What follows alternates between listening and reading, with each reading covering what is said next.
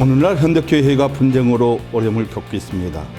교회 분쟁이 곧 법적 분쟁으로 나타나고 있는 이때 오늘 교계 아고라는 이에 대해 알아보고자 합니다.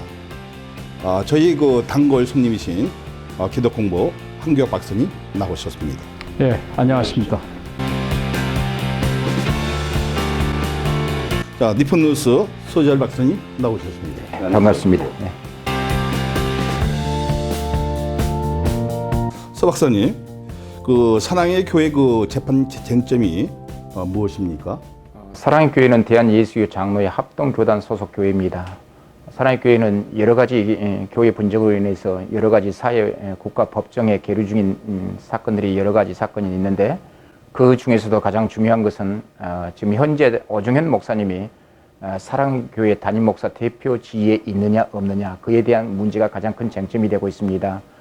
사랑의 교회 반대 측으로 일컬어지는 갱신위의 측에서 동설노예가 오정현 목사를 사랑의 교회 이임 목사로 결의했는데, 그 이임 목사 결의 무효 확인 소송을 법원에 제기해서 1심과 2심에서는 사랑의 교회 손을 들어줬고, 대법원에서는 갱신위 측 손을 들어줘서 담임 목사 지위에 있지 않다 해서 파기환송을 시켰습니다.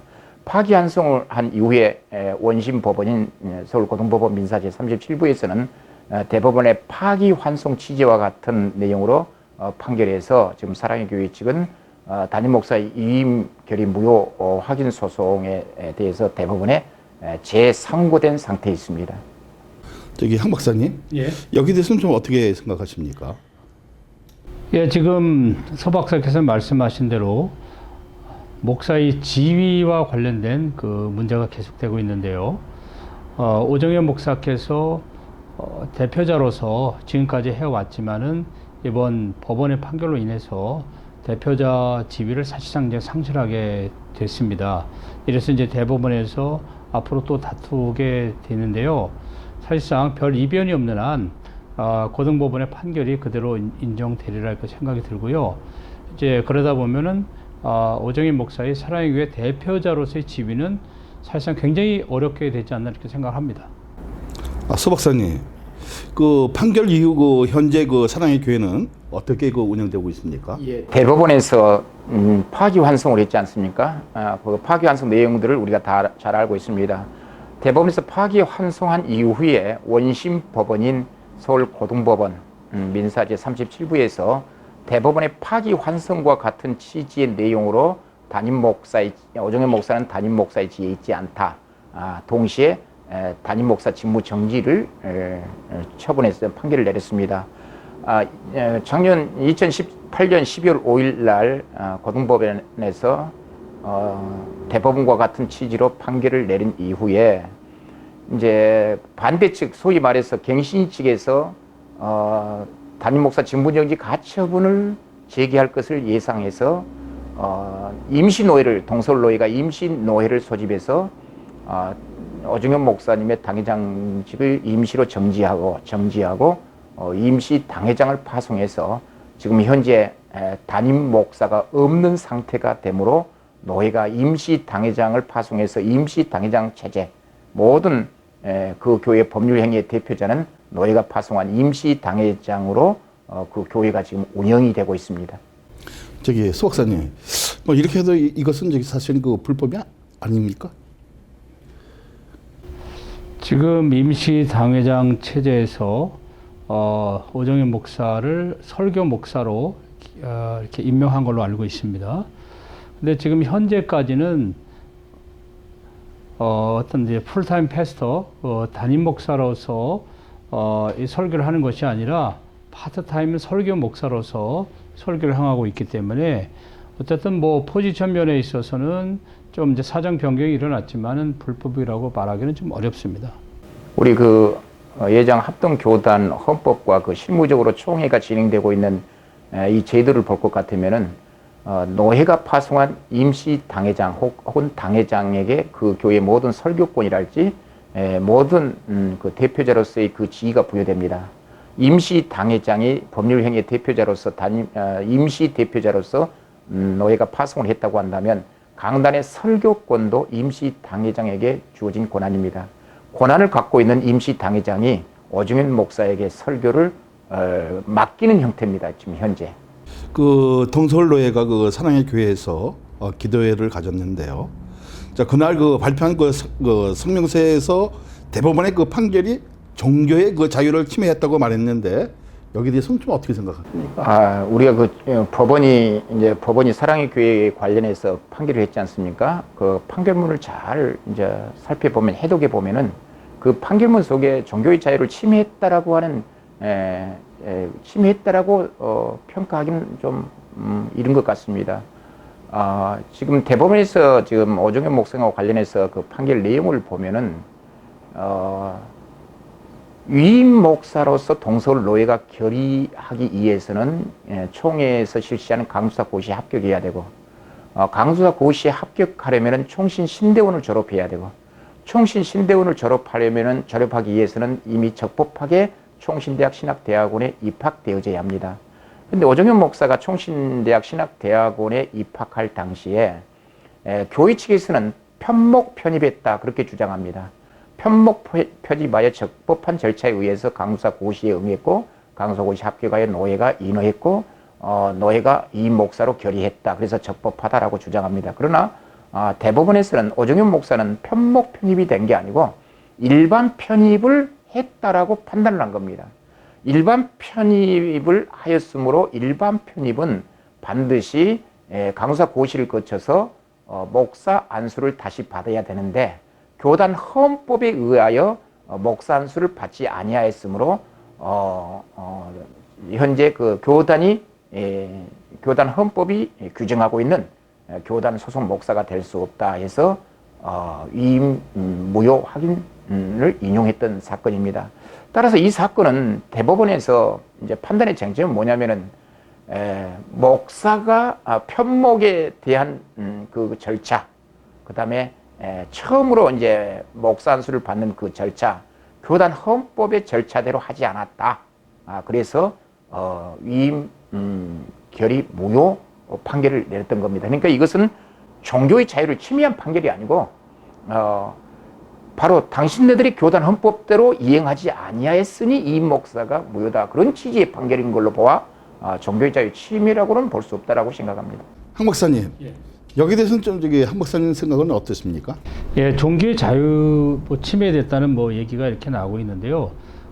우리나라 국가에서 정하는 이제 종교의 자유는 일단은 국가와 정치와 이제 종교가 일단은 분리되는 한에 있어서 주로 이제 신앙, 교리, 그리고 이제 종교 단체의 결사의 자유, 그리고 선교의 자유, 이런 이제 적극적인 자유를 말하고 있고요.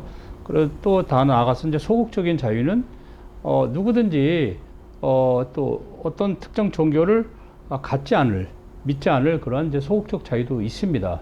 그렇기 때문에 누구한테나 어떤 이 종교를 믿어라, 저 종교를 믿어라, 이렇게 강요할 수 없는 것이 일단은 종교의 자유인데요. 그래, 이러한 전체적인 그러한 종교의 자유 개념에 보았을 때 사랑의 교회가 과연 종교의 자유를 넘어섰느냐, 과연 사랑의 교회가 본인들이 신봉하는 장로교 교리를 하지 못하게 했는가, 아니면 또 본인들이 어떤 특정 국가에 대한 선교사를 파송하는 거라든가, 노회나 총회에서의 활동, 그리고 공동회에서의 어떤 결의라든가 성만찬, 그리고 선거권, 피선거권의 자유가 침해된 게 있어야 되는데, 이런 지금 현재로서는 종교의 자유가 침해되었다고 보기는 어렵지 않나 이렇게 생각을 합니다. 이번에 그 대법원 파기 환송 이후에 원심 법원인 서울고등법원 민사제 37부에서 그 부분을 분명히 그 판결문 속에 명시를 했더라고요.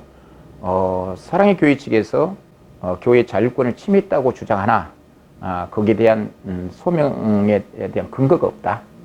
그래서 교회 종교 자율권을 침해한 것을 보지 않는다. 그런 판결문 속에 분명히 명시가 되어 있습니다. 저기 한 박사님, 그 서한적 교수가 그 법원이 그 목사의 그 지위를 결정할 수 있는가에 대해 의문을 가졌는데요.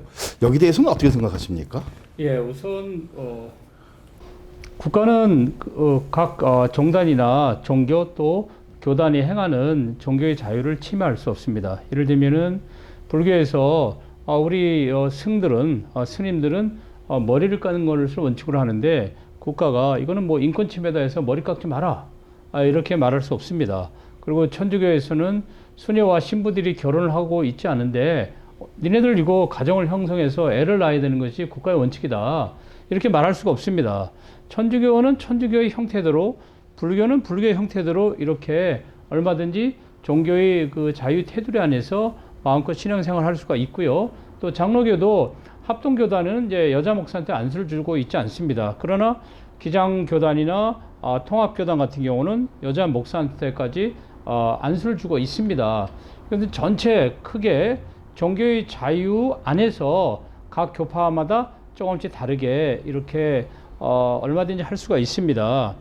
지금 그러면 이제 사랑의 교회에서 그 같은 경우, 사랑의 교회 같은 경우 특히 이제 서원재 교수가 말하는 이제 교회의 자율권이 이제 침해당했다 이렇게 하는데 조금 저는 이제 그분은 그분대로 의견이 있겠지만은 조금 이제 저희들도 교회법과 신학을 공부하는 사람들로서 다른 견해를 갖고 있는 게요. 그런데 교회의 자유가 어디까지가 이제 교회의 자유인가?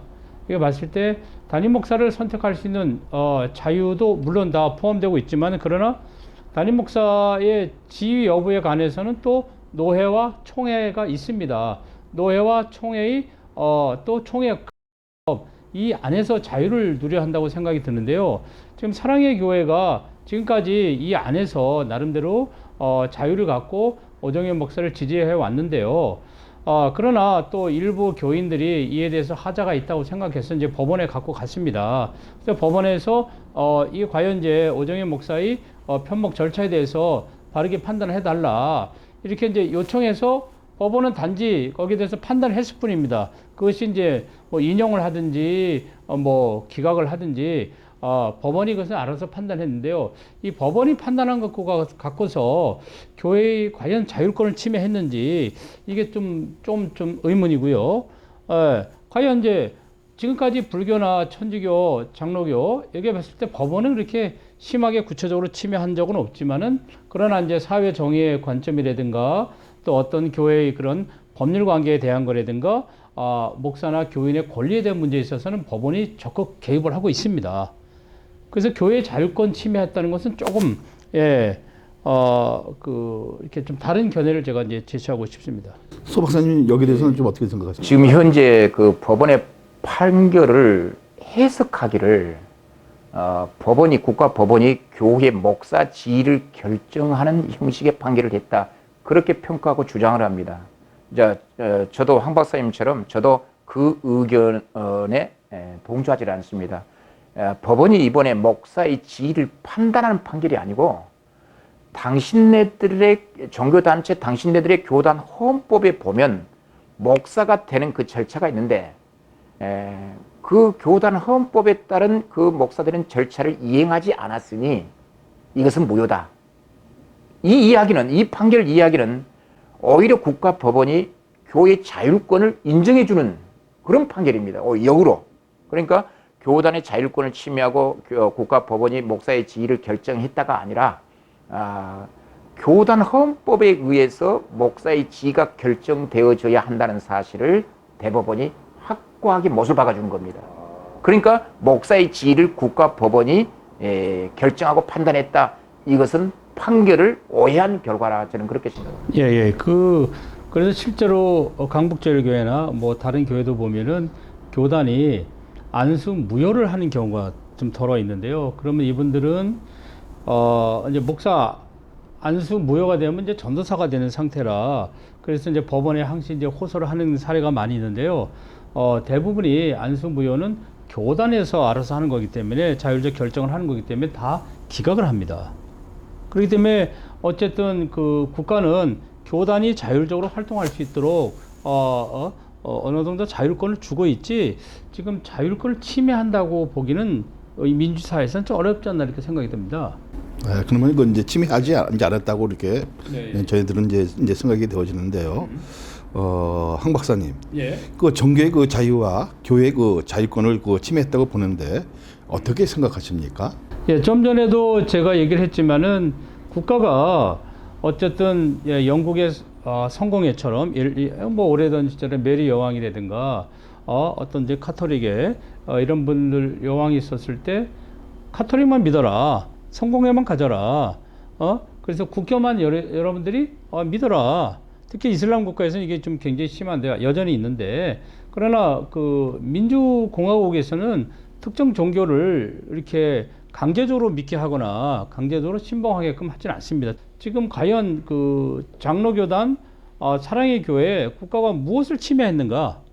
예, 종교의 자유, 그럼 이 교리를 전파하지 못하게끔 했는가, 믿지 못하게끔 했는가, 아니면 특정 국가의 선교사를 파송하지 못하게끔 했는가, 아니면은 집회 결사의 자유, 특히 뭐 주일날이라든가 철야 때라든가 집회 결사의 자유를 못하게 했는가, 이런 것이 없는 한 종교의 자유나 교회의 자율권을 침해했다고 보기는 어렵지 않나 생각이 됩니다. 특히 교회의 자유는 대부분이 교회 안에서 일컬어지는 주로 행정 사역이 많이 있습니다.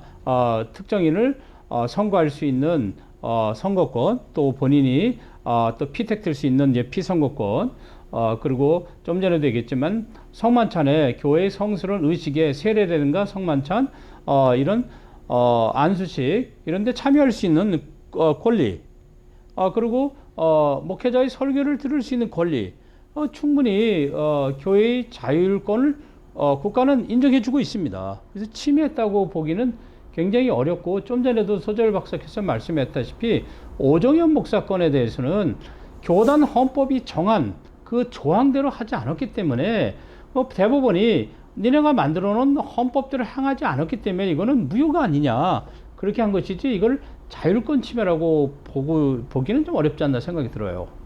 소 박사님. 그 교회 분쟁이 발생되면 그게 다 법정으로 이어지는 것을 이제 보게 되는데, 이제 법원이 이제 재판을 할 때, 판결을 할 때 항상 어떤 정확한 어떤 원칙을 갖고 있습니다. 대법원이 모든 하급심에도 마찬가지입니다만은, 종교단체 이 교회 분쟁에 대한 판결에서 종교의 자유 원리와 교회의 독립성을 침해하지 않는 범위 내에서 대법원이 판결을 하는데, 판결할 때 그 기준은 그 종교단체 내부의 교단 헌법과 교회 정관, 그 정관과 교단 헌법에 근거해서 법원이 판결을 해줍니다. 그런데 우리 종교단체 내부적으로 우리 자체 내부적인 규정을 지키지 아니하므로 여기에 불복해서 법원에 소송을 갈 때 법원은 당신네들이 만들어 놓은 규정 가져오라 합니다. 소위 말해서 그 교단 헌법, 그 다음에 교회 정관, 그 규정대로 했느냐, 그런 식으로 이제 판단을 해주고 있는데, 바로 그러한 판단을 법원이 교회의 자율권을 침해했다, 종교의 자유를 침해했다, 그렇게 이제 판단할 수는 없을 것으로 보입니다. 종교의 자유, 그 자율권, 또 여러 가지 그 등등이 이제 있는데요. 네. 사람들이 굉장히 혼돈을 하고 있어요, 지금 여기서. 그럼 소 박사님, 이 혼돈을 하고 있는 이유가 뭡니까? 그러니까 이제 법원의 판결을, 사실은 이제 대법원이나 일반 법원이 이제 판결을 내리지 않습니까? 그 판결에 대한 정확한 해독이 있어야 됩니다. 그러니까 이 법원의 이제 종교 내부 문제와 국가법과의 관계 속에서 대법원이 어떤 취지로 어떤 판단에 근거해서 재판을 했는지 교회법과 일반 법을 총 아우르면서 그걸 해석하고 해독해야 될 터인데, 우리 목회자들은, 종교단체 내부의 목회자들은 우리들 주장을 제기하면서 우리들의 그 어떤 그 관점, 우리들의 그 교회법 중심으로만 판단해서 그 판결문을 해독하려고 할 때 그런 많은 오해들이 있는 것을 많이 봐옵니다. 그래서 종교의 자유를 침해하는 판결이다, 목사의 지위를 법원이 결정했다는 판단 등 이제 그렇게 평가를 하죠. 해석의 그 판결문을 놓고 해석의 차이죠. 그러면은 저기 이해의 차이고 또 해석의 차이가 이렇게 이제 생각이 되어지는데요. 자, 소 박사님, 그 최근에 그 교회 분쟁에서 쟁점이 되고 있는 단임 목사 지위 등에 관해서는 어떻게 생각하고 계십니까? 교회는 종교 단체입니다. 단체는 대표자가 있겠죠. 그 단체 구성원인 총회 결의가 법적 효력을 발생하는 그런 결의가 됩니다. 그러면 그 종교 단체 구성원들이 모여서 총회로 모여서 어떤 중요한 교회 이름으로 결의를 할 때 그 결의가 적법한 효력을 갖는 결의가 되려면 적법한 대표자에 의해서 소집된 당의 공동회에 재직해서 결정해야 법적 효력이 발생합니다. 그러니까 누가 그 교회 담임 목사 지위를 갖고 있는가? 그 담임 목사 지위가 박탈되고 상실되게 되면은 면직되거나 제명된 이후에 제명된다고 한다면 그 담임 목사는 그 교회 어떤 대표자의 지위를 행사할 수가 없습니다. 그래서 요즘 현대 교회 분쟁은 그 담임 목사의 지위를 박탈시키려고 하는 측과 보호하려고 하는 그 측 간의 분쟁이 발생되죠. 그러니까 적법한 대표자가 아닌 자에 의해서 공동회를 소집해서 정관을 만들고 재산을 처분하면 정관 변경 재정과 재산 처분이 다 무효가 돼버린 겁니다.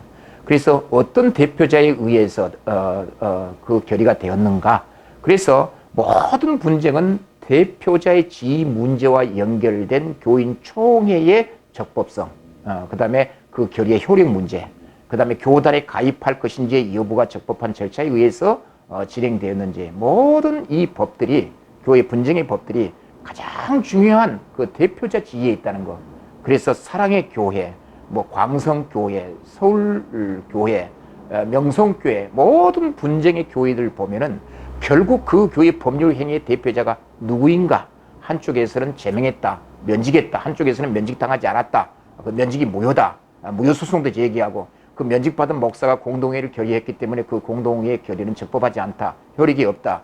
모든 소송이 그와 같이 연결되어 있습니다. 그래서 정말 분쟁으로부터 예방하려면 그 교회 법률 행위의 대표자인 담임 목사를 어떻게 해서 청빙이 되고 어떤 절차에 의해서 담임 목사의 지위가 박탈되는지에 대한 구체적인 세밀한 내용들이 정리되어 있지 아니하면 앞으로 더 혼란은 심할 것으로 보입니다. 저기 한 목사님, 네. 여기 대해서는 좀 어떻게 생각하세요? 예, 제 생각에는 오정현 목사 건에 대해서는 사실상 사랑의 교회가 처음부터 좀 막을 수가 있었던 건인데 지금 여기까지 오게 된 것이 좀 사랑의 교회에서 이제 전략적으로 굉장히 좀 차질이 많이 있지 않나 이렇게 생각이 듭니다. 왜냐하면은 사실상 그 예장 통합 같은 경우는 자체 내에 담임 목사 지위 여부와 관련된 무효 소송이나 행정 소송이 이제 있어서 대부분이 교단 안에서 그것을 이제 하고요. 그럼 교단 안에서 총회 재판국을 통해서 적법하게 이러한 그 판결이 나면은 대부분이 사회법정에서는 진짜 사회정의에 벗어나지 않는 한 기각을 시킵니다. 그래서 동서울노회가 처음부터 합동교단은 또 이제 7위의 중심적이기 때문에 처음부터 오정현 목사의 지위 여부에 대해서, 대표자 지위 여부에 대해서 처음부터 하자가 없다. 뭐 이걸 이렇게 해서 뭐 보강했고 절차가 하자가 없다.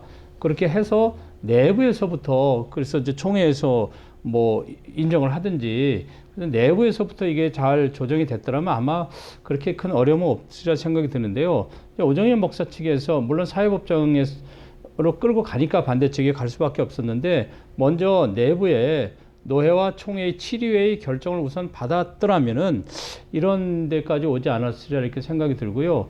또 하나 대법원에서 증거는 실제로 1심, 2심을 이겨서 이탈 측도 다시 이게 파기환송되리라고는 전혀 예측을 못했습니다. 또 질의로 생각이 들었는데, 근데 여기에 대해서 오정현 목사 측에서 좀 이제 너무 안이하게 대하지 않았는가. 1심, 2심 이겼으니까 담임 목사 지위가 계속 유지될 거다. 이제 이렇게 해서 했는데요. 실제로 오정현 목사 측의 그 변호인이 일반 편입으로 예상된다, 일반 편입으로 간주된다, 이러한 한 줄기의 어떤 문장 하나로 인해서 대법원이 다시 점검하고 이렇게 해서 다시 사실 확인을 하게 되니까 이런 지위의 문제가 됐는데, 이거는 처음부터 얼마든지 진짜 우리 좀 전에 얘기한 대로 교회의 자율권 안에서 노회와 총회라는 그 7위에서 자율성을 갖고 사랑에게 문제는 하자가 없다. 오정현 목사의 대표자는 전혀 하자가 없다. 그러면 총신대도 개입할 여지가 없었고요. 근데 지금 나중에 하다못해 총신대까지도 이렇게 오정현 목사 반대 입장에 서서 자료를 다 법원에 갖다 줌으로 인해서 이렇게 됐는데, 이거는 이제 화를 불러오지 않았는가.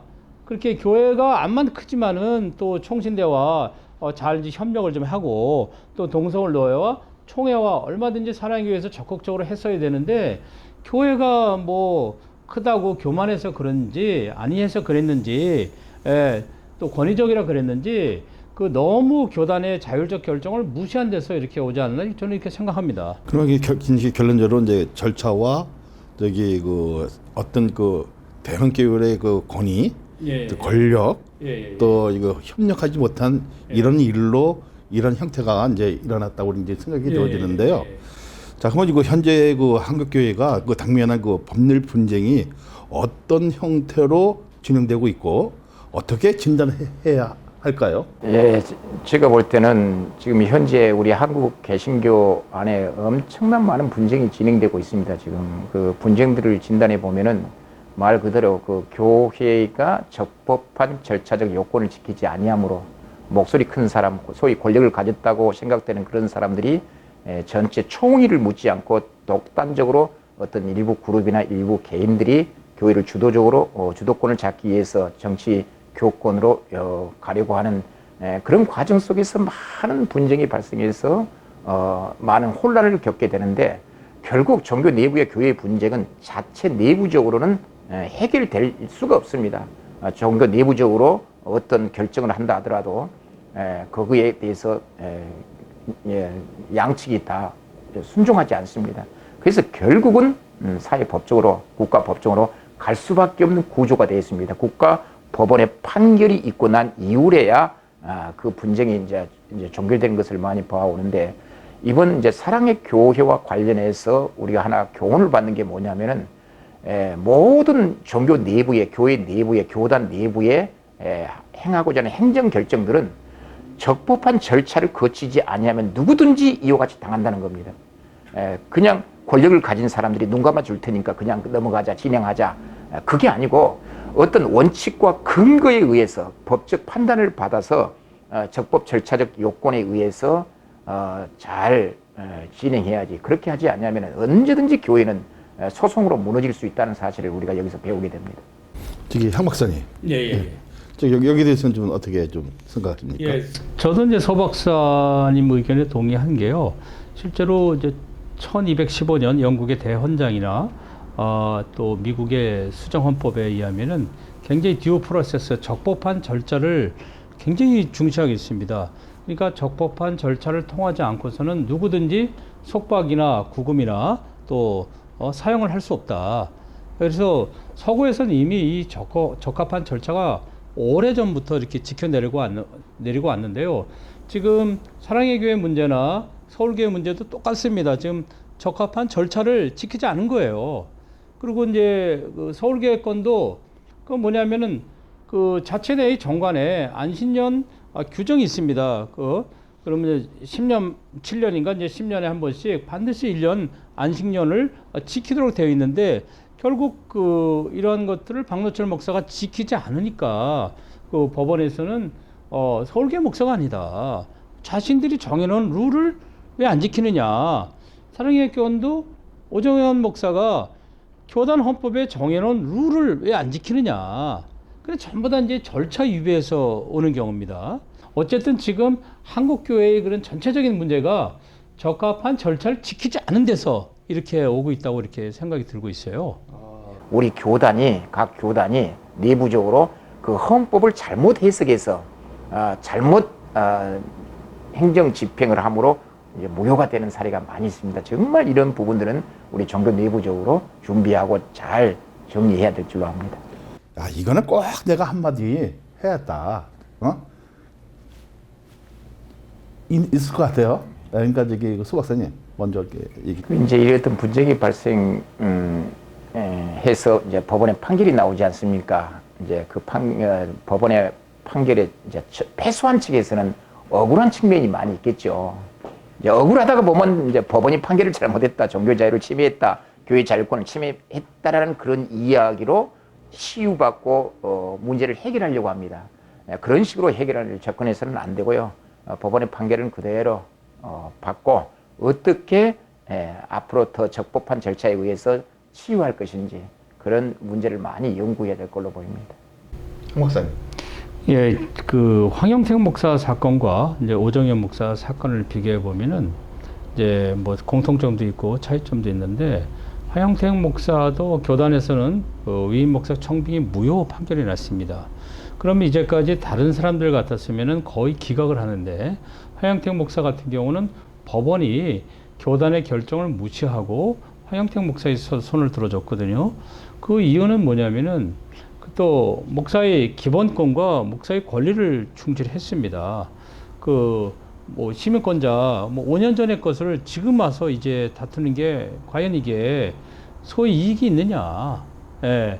그래서 황영택 목사의 권리를 굉장히 중시해서 판단을 했고, 이번 법원은 오정현 목사보다 오정현 목사 측의 교인보다 오정현 목사 측의 반대 교인들의 입장을 준수해서 이제 판결을 했는데요. 그 이유는 조금 다른 게, 뭐 어떻게 보면은 황영택 목사는 이제 그래도 적법한 절차를 통해서 안수를 이제 받았고, 그리고 물론 이제 더 전임을 2년 했는지 안 했는지 그 여부는 이제 있었지만은 그래도 통합적 그 정도면 이제 법원의 입장에서는 뭐 적법한 절차를 통해서 안수를 받았다, 위임 목사가 됐다, 뭐 5년 이후에 인지 와서 문제 제기하는 거는 좀 너무 그렇지 않느냐, 이런 것 때문에 황영택 목사의 손을 들어줬는데요. 근데 이제 오정현 목사 측은 오정현 목사에 관해서는 단지 제 생각에 법원이 이번 문제만 갖고 과연 했겠느냐, 계속 이제 사회적으로 표절의 문제가 대두가 되었고, 그리고 그 지하철 문제, 지하철의 어떤 교회 측에서 강남구청의 그 땅을 좀 이제 쓰게 된 거라든가, 그리고 끊임없이 계속 문제가 돼서 사실상 사회적 이슈가 됐습니다. 그래서 법원이 좀 이렇게 적극 개입해서 또 총신대에서도 또 하자가 있다고 하니까 이제 소극적 판단이 아니라 적극적으로 판단을 해서 하자가 있다고 한 거거든요. 어떻게 보면 이제 서원재 교수의 말대로 교회의 자유나 이런 것도 이제 중시가 돼야 되는데, 그러나 이 건에 있어서는 목사 안수를 받아야 할 만한 또 편목을 해야 하는 기초적인 것 자료가 너무 없었습니다. 특별히 이제 법원이 안수증을 갖다 내라. 근데 안수증조차도 없었는지 착오를 했는지 잊었는지 모르겠지만 제출하지 못했습니다.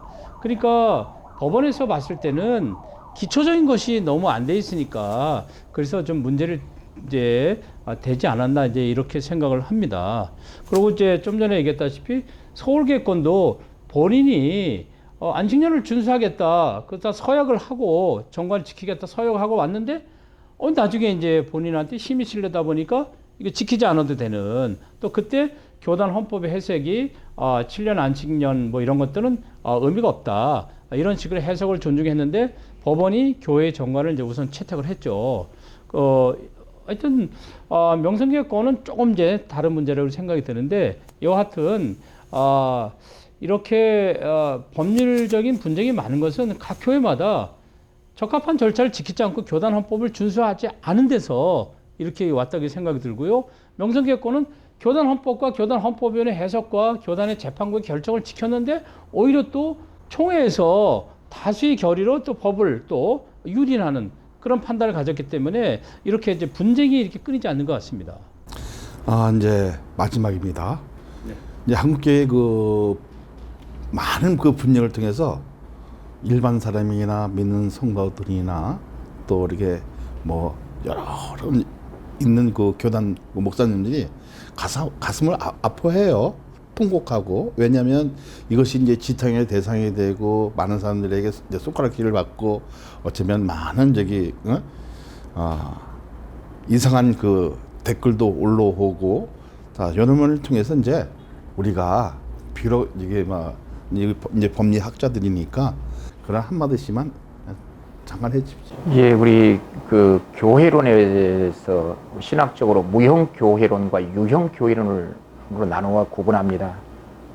이 지상의 교회는 조직이 있는 유형 교회라고 하는데, 이 유형 교회는 언제나 그 구성원들이 불완전하고 싸울 수가 있고 실수할 수가 있고, 문제는 그런 어떤 아픔이 있을 때 그걸 지혜롭게 성경적으로 해결을 하고자 하는 그런 의지와 신앙과 믿음이 있으면 좋으련만 그렇게 해결하지 못하고 자꾸 분쟁이라고 하는 갈등으로 분쟁을 해결하고자 하는데 이제 아픔이 있다고 봅니다. 그러나 결국은 우리 주님의 교회는 우리 주님께서 항상 우리 주님이 지켜주신다는 그런 확신과 소망 가운데 그래도 희망을 가져볼 수 있다고 봅니다. 한 박사님. 예. 지금 이제 한국 그 교회 제반의 그런 이제 법리적인 문제는 이거를 이제 법으로 해야 될 것을 윤리와 도덕적으로 하고, 그리고 이거를 사실로 접근해야 되는데 가치 판단으로 접근하고 있습니다. 이를테면은 사랑의 교회 문제는 사실적인 접근을 해야 되는데 지금 교회의 자유라는 가치적인 접근만을 하고 있고, 명성교회 같은 경우는 사실과 법리적 접근에 하자가 없는데 교단이 또 가치 판단을 하고 있습니다. 그렇기 때문에 법리적 판단을 할 때는 법리적 판단을 해야 되고, 사실적 판단을 할 때는 사실적 판단을 해야 되는데, 이게 서로 사실의 영역과 가치 판단의 영역이 서로 이게 왜곡이 되어 있습니다, 이게. 그래서 정상적인 접근이 안 되기 때문에 이렇게 나타나고 있고요. 특히 목회자들도 증거나 사실적인 문제로 이렇게 들어가게 된다면 본인들이 다 이제 문제가 규책 사유가 본인들한테 있습니다. 박노철 목사나 오정희 목사는 규책 사유가 본인한테 있습니다. 본인이 예를 들면 졸업장이라든가 안수증명서라든가 또 이제 청빙 지원이라든가 이런 거 있어서 분명하게 했더라면은 사실의 영역에서 하자가 없었더라면 하자가 없습니다. 그러나 이런 것들이 문제가 됐는데 마치 계속 이제 그 지지파들이나 목회자들이나 가치 판단의 영역으로 접근을 하는 것이죠. 하자가 없다, 교회의 자유다, 종교의 자유 침해다. 이것은 잘못 판단하는 것이 아닌가 생각이 들고요. 좀 전에 제가 얘기를 했지만 또 여기는 사실적 접근으로 법리적 접근을 하자가 없는데 계속 이제 가치 판단으로 문제가 있다. 지금 이렇게 나오고 있습니다. 그래서 한국 교회나 또 어떤 법원이라든가 한국 그 치료회가 또 목회자들이 사실은 사실대로, 가치는 가치대로, 또 의견 표현은 의견 표현대로, 법은 법대로, 윤리는 윤리대로 이렇게 접근해야 되는데 이걸 좀 서로 왜곡된 접근을 해서 좀 하자가 있지 않나 이렇게 생각을 하고 있습니다. 감사합니다. 지금까지 교회 분쟁과 관련 법리적인 문제들을 살펴보았습니다.